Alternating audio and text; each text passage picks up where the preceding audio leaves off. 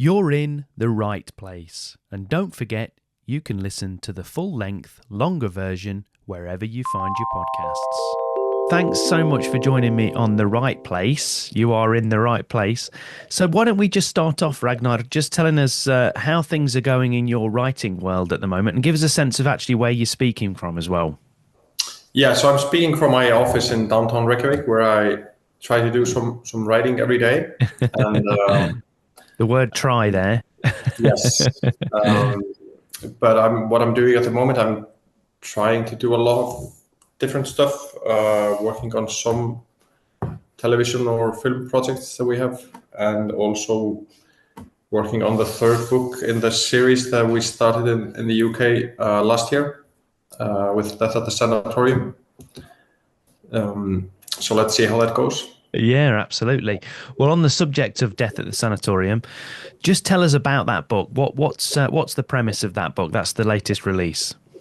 Yes, so that's the first in a trilogy, I hope, featuring a criminologist called Helgi, and he is returning from studies in the UK to Iceland with his girlfriend, and he's writing a thesis about a cold case that's at a sanatorium in the north of Iceland.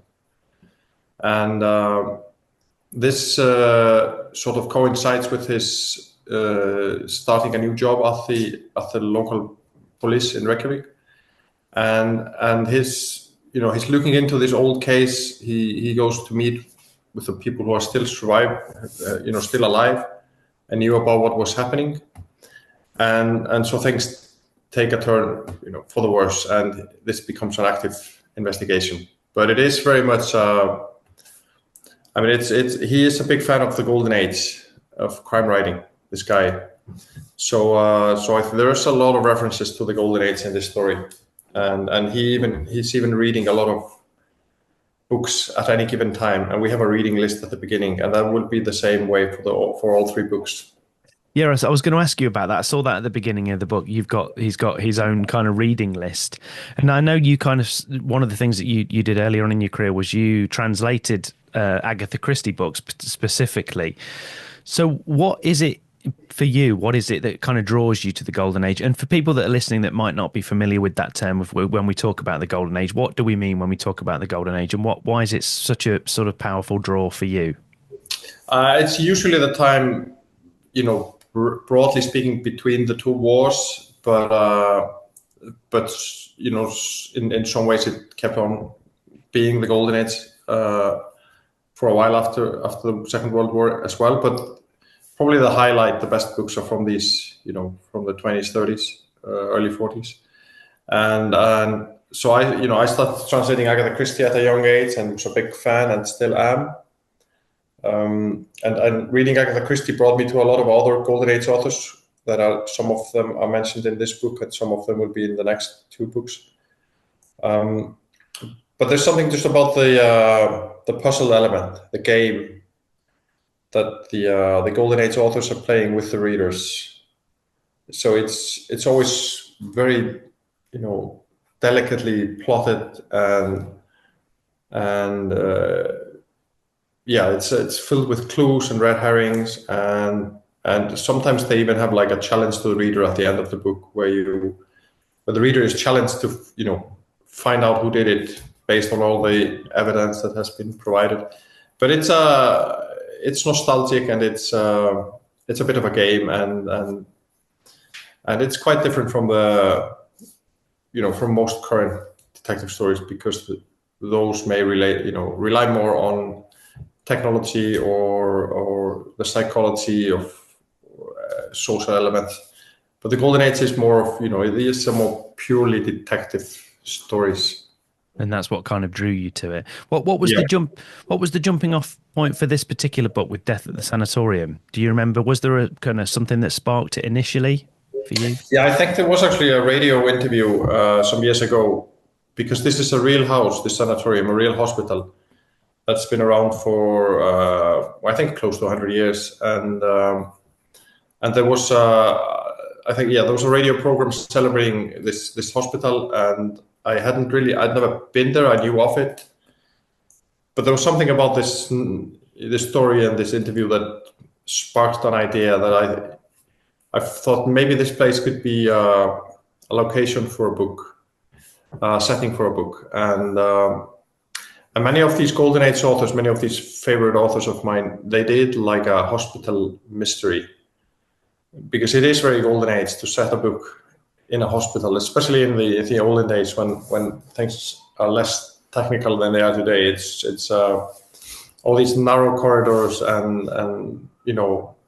doctors and nurses wearing masks, and it gives you a lot to work with. Yeah, there's lots of area for lots of room for atmosphere and creating that kind of atmosphere. Yeah.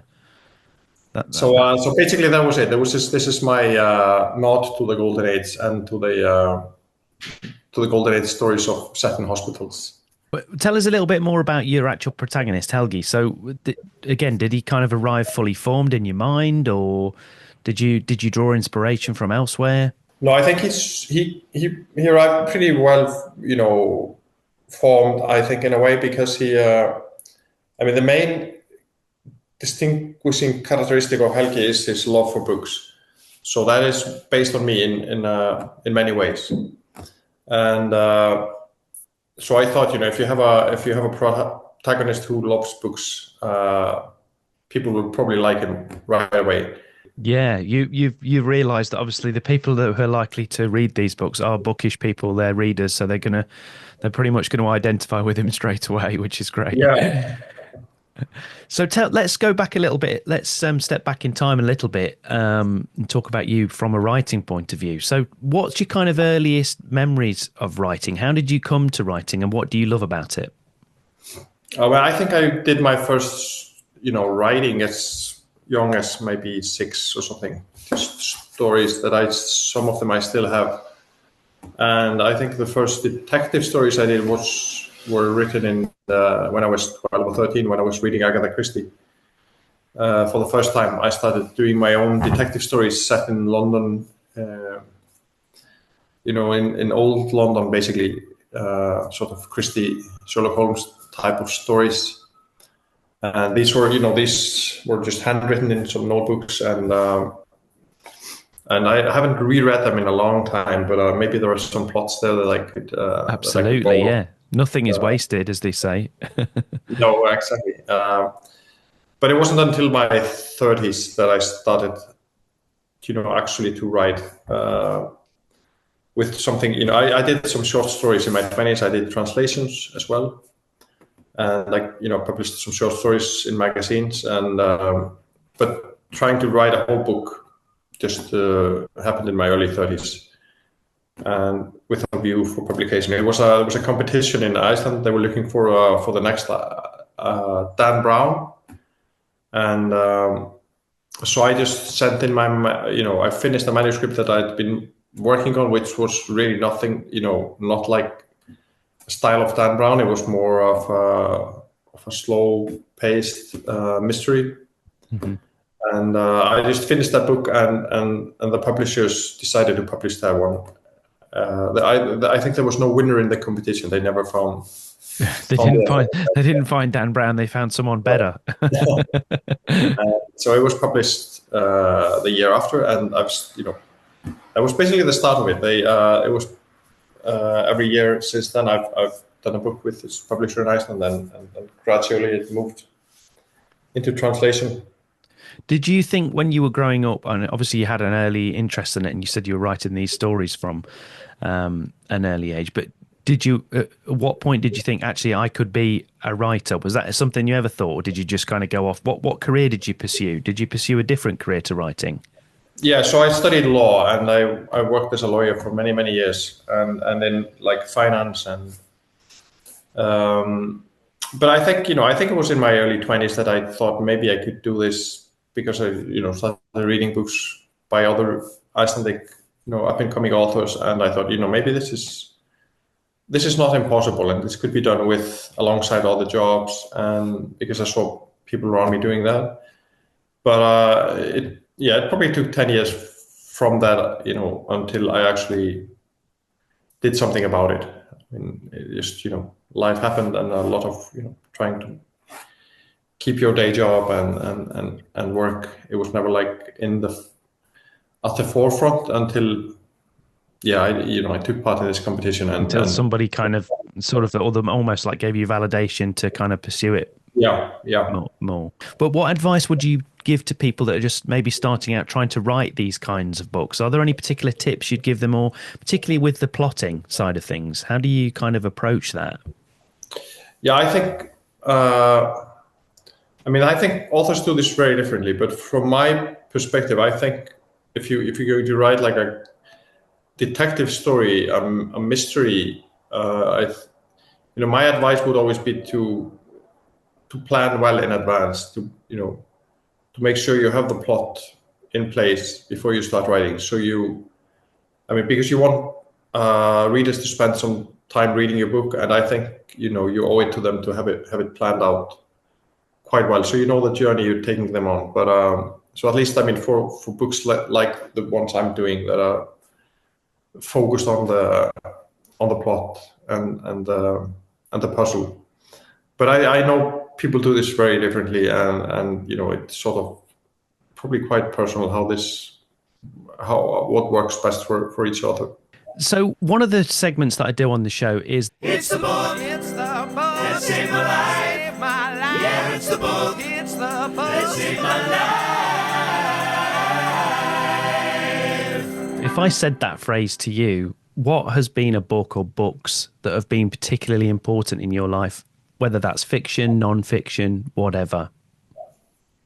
I think I would have to go with Agatha Christie, because that's she's the one that put me on this path that I'm on, and basically the first book I read of Christie's was Evil Under the Sun, and that was many years ago, and I think that book at least changed my life, because as soon as I'd read that, I saw this was like a fantastic world that was opening up to me, and I just kept reading it, and I haven't really stopped, and I keep rereading Christie, and I just got lost in this world of mysteries, which resulted in my own books eventually. What is it that you think keeps pulling you back specifically to Agatha Christie? What is it, especially because obviously it's she's not been around for quite a long time now. They're set quite a long way in the past. So what is it for you that you get with each kind of rereading? I think it's partly nostalgia, and you go back to a safe place, and the book, the story, the characters, so it's very comforting to reread your favorite books. But it's also, I think it's just to admire the way she did this, how she plotted the stories, how she created these very memorable characters, how she used the setting so fantastically well. So for me, it's you learn each time a little bit, but I think mostly it's just comforting to read, because you read them before, you know what you're getting, and you're in very good hands. So another segment that I do on the show is called The Darkest Hour. And what I mean by that is, have you, during your writing career, has there been a time that you can think of, or times when you've really been up against it, either with, it might have been you didn't think you'd be able to finish a book, or there was other stuff going on you couldn't write, and how did you overcome that adversity? It is. I think every year is different, and I think it's always quite difficult when you're starting out and you sort of feel you're not getting close to the readers. You don't get the translated or whatever it is. Sort of, it's a momentum that needs to build up over time, and I think it took quite a few years to get the books published into English. That was it's a very difficult market to get into, really. But I think what I did was just kept going and kept working, doing other jobs at the same time, and just this was what I loved doing, and so I kept at it pretty much every day until someone, picked up on this, and as soon as you get an English translation, it opens up a lot of possibilities, of course, because then you get translated elsewhere as well. So in terms of writing, what do you, when you read work from other writers, especially writers that maybe are just starting out, and you may or may not see some of their books or their short stories or whatever, what are some of the most common mistakes that you see when people are just starting out? What are the quick wins, if you like, that people can kind of make to adjust their writing when they first start out? But I think one thing that I learned, very quickly, which I didn't realize before because I'd been reading books, not writing them, was just to stay focused on the point of view of each chapter. So I think that's a good, something. If people ask me for advice, I think that's the first one I give. Just try and make sure you know from which viewpoint you're telling either the whole story or each chapter. Do you ever suffer with self-doubt at all? Obviously, you've done a lot of books by now, but when you sit down to come up with the next book or you start thinking about it, are you pretty confident now and you don't suffer with self-doubt? And if you do suffer with self-doubt, how do you overcome it? Yeah, I think you can never, you can never know, or I don't think you want to be too confident. You want to do your best work, and then, you have to just hope that people like it. But I think the most important thing is just, to write what you want to do. You're doing what you want to do rather than trying to fit into some sort of an idea what other people may want. I think that usually will not bring you great results. Yeah, people often talk about writing to the market or trying to write to the market, what they think the market is. But obviously with publishing anyway, what might be the market today is by the time your book comes out, it's going to be 18 months or 2 years down the line. Exactly. Yeah. So it's kind of a fool's errand. Okay, final question before we sort of wrap things up. So if you were starting again tomorrow from scratch, this writing career that you had, is there anything you'd do differently? Would you change timescales? Would you approach anything differently? What would it be? Or another way to look at it was, if you could give a piece of advice to your younger self, if you could go back, what would you say? I don't know. I mean, I think this, the books that I have done and the sort of trajectory of everything has just been probably the way it's supposed to be, because it's been very organic. So I don't think I would change it really. I mean, I think it would have been difficult to go back and try and organize all of this and try to have like a, I think to organize too much might be dangerous, because what I've done is just written the book I want to write every time, and that's worked for me at least. Because I still enjoy doing this. Well, I think that's great advice. I think if people only take one thing away from the chat we've had, I think that's great. So just remind people about your latest book, Death at the Sanatorium, and also where they can find out more about you online. Yes. So Death at the Sanatorium, that's this one. It's just that's and online, I mean, I check out my Instagram. I think that's where I post a lot of stuff, and I have this homepage as well. That's just myname.com. Brilliant. Where you can, if you want to read more about each book.